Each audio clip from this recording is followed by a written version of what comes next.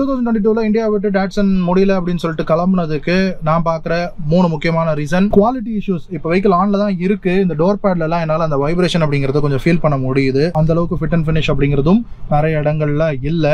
For example இதை பாருங்க, நிறைய கேப்ஸ் எல்லாம் இருக்கு, வெளியிலும் பேனல் கேப்ஸ் அப்படிங்கிறதெல்லாம் பார்க்க முடியுது. So fit and finish and quality issues அப்படிங்கிறது இருக்கு. And lack of features. So features அப்படிங்கிறதுனா என்ன அப்படின்னு கேட்கும் போல இருக்கு காரு. ஸோ ஃபீச்சர்ஸ் அப்படிங்கிறது ரொம்ப முக்கியம் இன்னைக்கு இந்தியாவை பொறுத்த வரைக்கும் ஒரு கார் பையருக்கு. ஸோ அது இல்லைங்கிறதும் ஒரு பெரிய மைனஸ். அண்ட் அதுக்கப்புறமா டிசைன் ரொம்ப முக்கியமான விஷயம். நான் ஃபர்ஸ்ட் ஸ்டார்டிங்ல சொன்ன மாதிரி தான், டிசைன் தான் வந்து ஃபர்ஸ்ட் நம்ம கண்ணில் படுறது. ஸோ ஃபர்ஸ்ட் ஒரு காரை பார்க்குறோம் அப்படின்னா அதனோட டிசைன் தான் நம்ம கண் வழியா நம்ம மனசுக்குள்ள போறது. அந்த டிசைன் அப்படிங்கிறது இந்த வெஹிக்கிள் அவுடேட்டடா இருக்கு அப்படிங்கிறது ரொம்ப பெரிய மைனஸ். ஸோ இந்த 3 மேஜர் ரீசன்னால தான் டாட்சன் வந்து தாக்கு பிடிக்க முடியாம விட்டுட்டு கிளம்புறாங்க. பட் அவங்களுடைய வேற மாடல்ஸ் எல்லாம் கொண்டு வந்திருக்கலாம். ஸோ கடைசி வரைக்கும் அந்த பிராண்ட் வேல்யூ அப்படிங்கிறது கிரியேட் ஆகலைன்றதுனால நிசான் வந்து இந்தியாவுக்கு டாட்சன் வேணாம் அப்படின்னு பேக் அடிச்சிட்டாங்கன்னு நினைக்கிறேன்.